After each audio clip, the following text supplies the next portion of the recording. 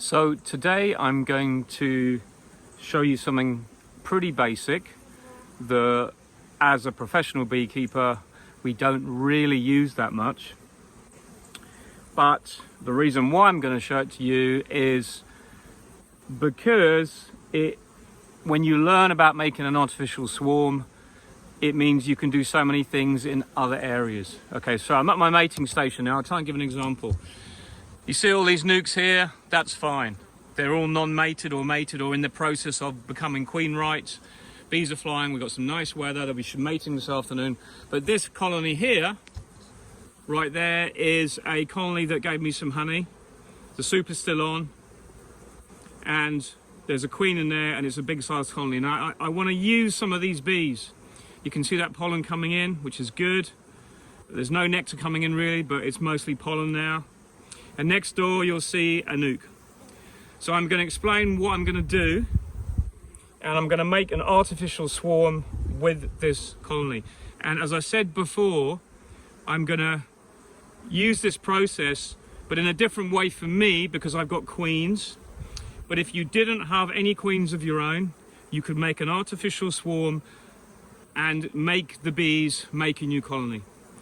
And the principle is you take this box away briefly to one side, take some eggs and bees and brood out of it, put that eggs and bees and brood in the nucleus box there, move that into the same place and all the foraging bees fly back. And then when the foraging bees come back, they discover the queen is gone and it mimics an exact swarm and they get to work making a new queen. And that's basically how we kind of enhance all the things we do. We mimic swarming in many ways. When we raise queens, when we move boxes, it means the bees have to go through this process, but there's things we can do that speed it up, obviously.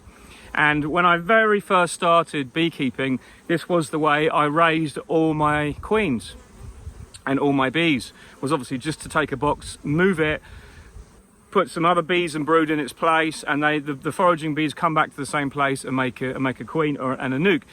It doesn't always work, and you're very weather dependent, and sometimes it gives you odd things, like they can swarm sometimes, or because when they become queenless, they go through emergency cells, and some of the cells hatch out. But the majority of the time, I'd say 80 to 85% of the time, it's successful if you carry it out correctly at the right time of year. For us, we carried out exactly when the chestnut trees are finished, so we're a little bit late now.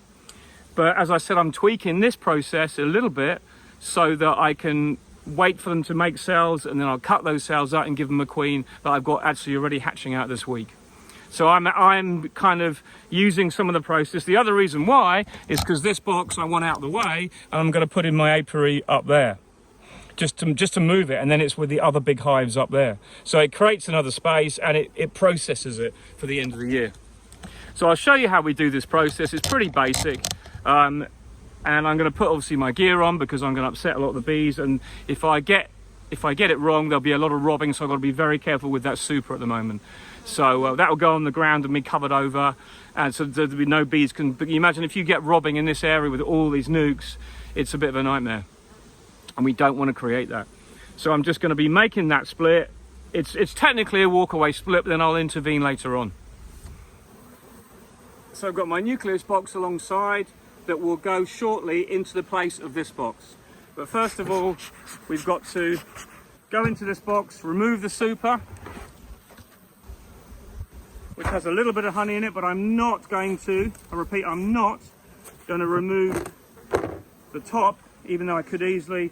But there's bees in this in this feeder tray, which I'm really pleased about because it means the colony's got a lot of bees in, which is great.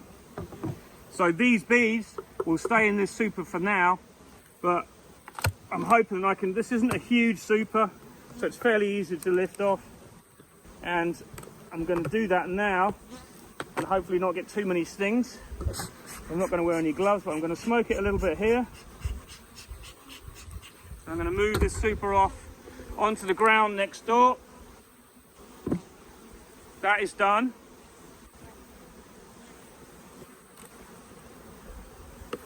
Nice lot of bees in here. Let's get this moved off its place. In fact, what I'll do is I'll do it all here because it just makes it easier to find the bees and brood that I need. So let's get these two partitions out. So I'm just going to make a little bit of space before I yank out the first frame. The bees seem fairly good today. A little bit of smoke. Let's see what we find. I just want to make sure I don't get the queen. There's a nice frame of brood.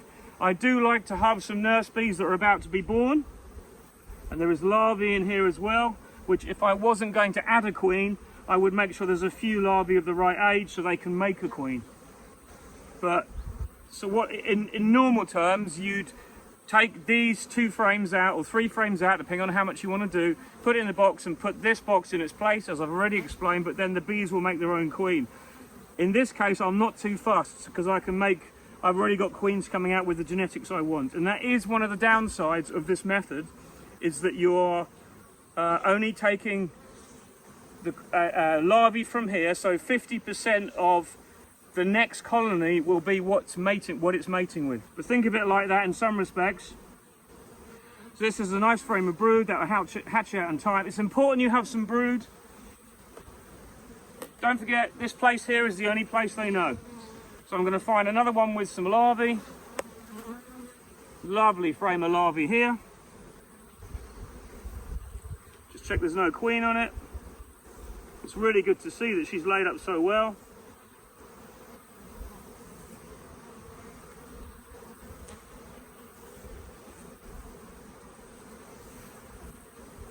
No queen there. I'm just going to check this other frame again because I don't know if I checked both sides for the queen. I think I did, but okay, good. I'm actually going to take 3 frames out. The reason why is because this is stronger than I thought, and I'm just seeing that it's got plenty of bees and brood, so why not? Let's make it a little bit stronger. So let's add this frame as well. There's some more brood here. So that's nice.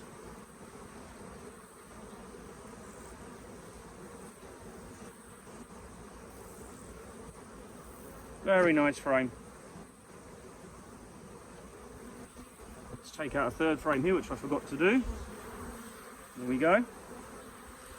Put that in there for now because it's going back in there anyway. There we are. We've made our split. All we need to do now is rearrange the configuration here. And for me, it's really easy now because I know that I'm going to be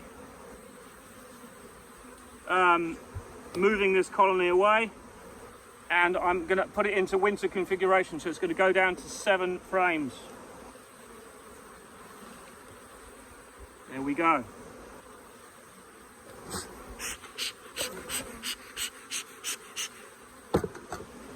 Let's move these across, because I have one partition goes in the right hand side in number 10, and number 1 and 2 are a partition and a foundation, but reversed obviously. So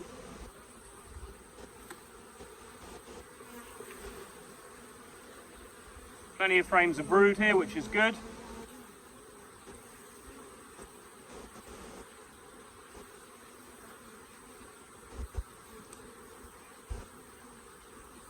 And the great thing is, once you've taken out your 2 or 3 frames of eggs and brood and larvae, you know, as long as the queen wasn't on those 3, she's still in the box. And you don't have to worry about shaking more bees in, because you know that the bees that are going to come into it are the ones that are flying in, their foraging bees. They'll come in from this here. So in goes my partitioner number 2. And in number 10.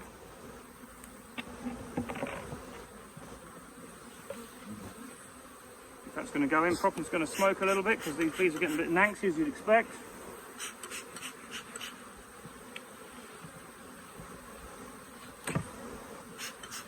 Okay, so now we're going to move this box away. Now when I mean move it away, I mean If you move it less than a mile, all the foraging bees will still come back to this one box that's here. But if you move it away, you're only going to have what's in that box. What I mean is when I say if you move it away to somewhere more than 3 kilometers, close it up and move it away, you'll only have what's in this box now. But there will be bees that have been out foraging, but not as many. Because over the next day, the bees that leave here will come back to here. And that's what an artificial swarm is all about. We've taken away that queen pheromone. The queen is gone. We've moved her away. So now I can just, if I wanted to leave that there all day, I could. And all the time the bees will be coming back to the front. But I'm not going to, because this is going to go up there, just up to that, behind that hedge up there, behind my truck. And that will be in its new place for the winter.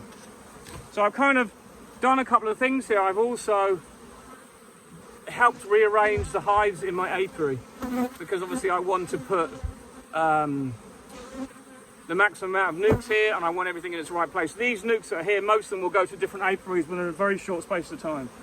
So now I'm going to put the cover on, and I'm going to give them a feed straight away. And I'm going to give them an eek. Everything's kind of organised. And that is done. So I'll move this up after to behind there, as I just said. And Bob's your uncle, Fanny's your aunt, a swarm is created. But the parent, the donor colony, which is there, that's going to go up there, and I'll take the super up with it as well. And then I'll put a clearer board on, and I'll be able to get the honey off of it. I could just brush it out if I wanted to, but clearer boards are more professional this time of year, and it creates less robbing. The whole thing is we want to stop any robbing before it even starts in this apiary, and I want to make sure we maintain that. Because when you've got this amount of nukes, you really want to make sure that you don't have any problems. And right now we've got a window in the weather. I imagine there's going to be quite a few queens mating in the second and third rows that are there. Even some in the first row that didn't mate because we were waiting for the decent weather. For the next few days, we've got some really calm, quite warm, absolutely perfect conditions for mating. So as you can see, confusion is prevailing. I just let the bees all come back, but the hive has gone way up there behind that hedge. We'll go and see that in a minute. But I've moved it away, and now we've got a queenless colony. The interesting thing is my previous old beekeeping teacher, my mentor years ago, Charles Basset, he used to maintain it never really mattered where the queen went, because if she stays in the hive, the donor hive, which I prefer, then they'll make a queen here. If she stays in here, then they'll make a queen where you move the hive to within the apiary. But I prefer to leave the queen in the donor hive, so I know she's up there. That colony, I personally feel now that colony struggles more to make a queen, because it's not in an emergency mode as much as this one is, because this has got all the forager bees, and this is where it's really at. If you leave the queen in that donor hive, it's easy because she just carries on laying that she knows. This one goes through the processes, but the colony is small, it's well fed. That's how I feel about it, and I feel that it's a really good way of doing things in an apiary where you want to move stuff around. So I've just done a second one because I had 2 hives, one here and one up that end, but I wanted to move and they were full of bees. So this is now showing the confusion, and the second one has gone up to my apiary up there behind that hedge as well. So we'll go up there and have a look. So these are the 2 hives that were moved from down the bottom there. So I've moved them within a very short distance, but moved them so that the bees flying, the forager bees, will leave. And there's a lot of bees in the super still, and then most of those will obviously go down, or they'll all go down when I put the bee escape in, but they'll mix with the bottom now, and they'll make up a balance between the top and the bottom as they were before I remove the 3 frames of bees and brood, or 2 frames, whatever you decide to do. But at the moment, all the forager bees, a lot were out today. A lot of the forager bees are also flying off of here as well. So I'll come along with the bee escape in a couple of days, put that underneath in all of these, because they've all got a little bit of honey on, not a lot. See how quickly all this has grown? I cut it all back 3 weeks ago and it's already a nightmare. This year it's incredible. I've never seen anything grow so much. What I have done as well is I've used an entrance reducer on our doors. Now, I don't want to snap this shut. I want to leave it up one side because we still have some lovely drones flying. And if I close this off, this is an anti-hornet door. If I completely close it off, the drones can't get out. But what that does by doing that now, it offers the bees a little bit more security. Don't forget, they've lost their foraging bees, which are mostly the guard bees as well. And these colonies are a little bit more vulnerable now. So I want them to get no stress. When I harvest this super, there'll be hardly any loss to the colony because what was up there will now be back in there. So by making a split, I've actually probably helped the colony. Don't forget, we are constantly adding boxes and taking them off. In a wild nest, that wouldn't happen. They just reduce in size or grow in size naturally.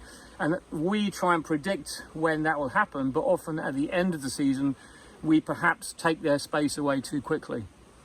So by doing a split now, it really is actually probably helping the bees because it means they're going to be less crowded than they would have been once I took the honey off. The other thing I was going to talk about is genetics. Obviously, I graft from a breeder queen, and those grafts are going to go into that colony that we've just moved. These have got 2 reasonable queens in. They're not number 1. I think they're F2s, but they're still pretty good. And overall, they'll make a lovely, strong colony pretty quickly. So I'm glad that's done. It means down there is another thing. Sort of, I put 2 more hives in this apiary that I wanted to have from down there. We are really in the same apiary, but what I'm saying is it's gone through a process. It's now, I've made something of these 2 colonies that otherwise I wouldn't. And that's the whole idea of talking about this, is by knowing how you can make an artificial swarm and the processes it involves of making the bees think that the queen is missing, or even moving boxes around in apiaries to strengthen one and weaken another, and evening up by moving boxes rather than taking out brood. That's another way, another trick you can do by just moving hives exactly the same as this. So these are going to go weaker for a while, and they'll have lost their foraging bees temporarily, but very quickly, because there's a lot of bees in that colony, and very quickly they'll build up in time for the autumn flow. In other words, they'll have more forager bees that will just age. The nurse bees that are in there will age quite quickly because there's less for them to do now, and they'll take on the role as foragers. Because we have nothing really coming in for the next 4 to 5 weeks at least. And that's why I start putting these entrance reducers in. That's just experience I have in this area, because as I said before, you don't want to start a robbing frenzy. But also, this time of year, we are about to have a few Asian hornets around, and it looks like this year we have hardly any at the moment. And I say touch wood because there's no hawking in front of hives at the moment, and there is normally in normal years. So we've done a good job by spring trapping, and we've also had poor weather, which has affected the Asian hornets as well. So as much as we've had not very good honey crops, by the looks of things, it's had a detrimental effect to the hornets. And we did trap a lot last autumn as well at the end of the season, so that could be having an impact as well. But anyway, that was what I wanted to show you. It's a little process you can do, moving things around. It's another tool in your beekeeping box, if you like. Moving hives around helps you do things amongst an apiary, and it gives you the flexibility to do stuff. I mean, if I had an apiary up the road, only less than a kilometre away, 500 metres away, I could do exactly the same thing, because if this one was full, it wouldn't make much difference. Or what you could do is just, where I moved those hives before, you could move them 10 metres away, just dump them on the ground for about a day or 2, and then come and move them after to another apiary long way away if you wanted to. It just means that the flying bees have a chance to leave that colony and then reinforce the one you've left on its own. So I'm just trying to show you some options you have when you're at this time of year. You have lots of options if you have bees. The whole key is creating resources and knowing how to use them. Anyway, catch you later. Bye for now.